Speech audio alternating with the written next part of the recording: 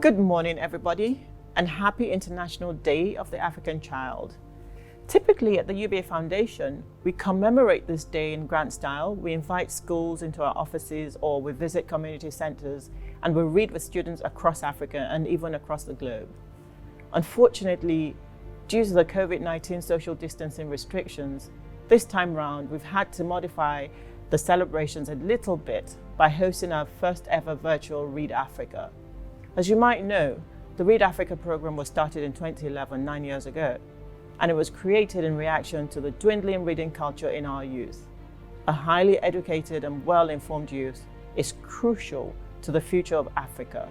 Quality education is essential in developing the manpower needed by Africa to exploit emerging opportunities and to propel the continent to higher levels of development.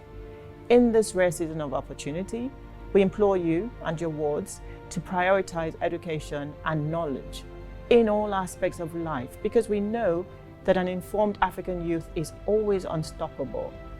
Today, we'll be reading Fine Boys by Jose Masuen. It's a story about the coming of age that depicts the peaks and valleys of youth transitioning from secondary school to university. You can join me by clicking on the link in our bio by visiting www.ubagroup.com/UBA Foundation to read along. I'm going to read a couple of paragraphs from the book. I learned to smoke in October of that year. It was a month to exams and reading had begun in earnest. No excuses though. I knew they were bad for you. It just happened. It was the night in the car park. I was being teased about how cheap it was to entertain me. Adegwa was there, so were Toyo, Ko, Harry and his best friend Chunky. When men are drinking, when men are burning the hair on their chest with hard liquor, what do? You sit down there and drink Fanta, Ko said. He was making mouth because he had just come back from raiding his father's petrol station in Lagos and his pockets were full. He had, as he said, opened fire. In front of us were bottles of beer and a Fanta. Everybody but me had a stick of cigarettes in his lips. Instead of you to be happy that UN saves you money, Toyo said. He'd been back since the day they called off the strike. Toyo still had the cast on his arm and struggled to write with it, to hold on to cigarettes with it.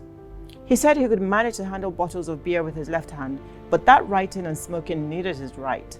His formerly white POP cast had a flap-covered window in it. This Toyo lifted every morning to dress the still open wound beneath.